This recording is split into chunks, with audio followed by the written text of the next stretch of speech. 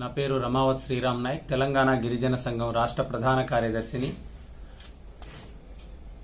తెలంగాణ రాష్ట్ర ప్రభుత్వం నిన్ననే అసెంబ్లీలో బడ్జెట్ను ప్రవేశపెట్టింది. ఆర్థిక శాఖ మంత్రి బట్టి విక్రమార్క గారు బడ్జెట్ని ప్రవేశపెట్టారు. ఈ బడ్జెట్లో గిరిజనులకు సంబంధించి, గిరిజనుల అభివృద్ధి సంక్షేమానికి సంబంధించి కేటాయింపులు, వాటికి సంబంధించి ఎలా ఉన్నాయని పరిశీలించాలి.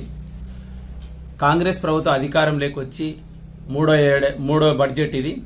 ఈ 3 బడ్జెట్లలో గిరిజనులకు సంబంధించి కేటాయింపులు ఎంత చేశారు, ఎంత ఖర్చు చేశారు అనేది పరిశీలిస్తే గత 3 సంవత్సరాలుగా కేటాయింపులు సంబంధించి కేటాయింపులు చేస్తున్నా కూడా ఖర్చు ఈ 15-20% కంటే ఎక్కువ ఖర్చు చేయట్లేదు అనేది మొత్తం బడ్జెట్లను పరిశీలిస్తే అర్థమవుతా ఉంది. ఎందుకని ఇంత బలహీనమైన బడ్జెట్ని గత నా 25 ఏళ్ల గిరిజన ఉద్యమాల్లో పనిచేసిన అనుభవం ఉన్నవాడిగా ఇంత బలహీనమైన బడ్జెట్, ఇంత గిరిజనులకు అన్యాయం చేసిన బడ్జెట్ ఏ ప్రభుత్వంలో జరగలేదు. గత 3 సంవత్సరాలు కాంగ్రెస్ పార్టీ అధికారంలోకి రాక ముందు ఎన్నికల మేనిఫెస్టోలో కానీ, చెవెళ్ల డిక్లరేషన్లో గిరిజనులకు, దళితులకు